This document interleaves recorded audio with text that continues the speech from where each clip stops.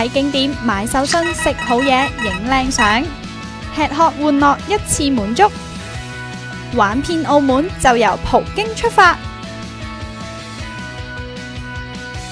葡京1970年開業，建築風格融入中葡特色，係澳門最具代表性嘅地標，亦係旅客必到嘅熱門景點。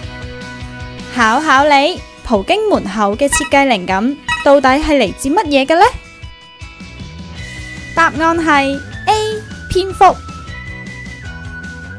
再考考你，葡京大部分磚瓦係由邊個國家運嚟？答案係 B 葡萄牙。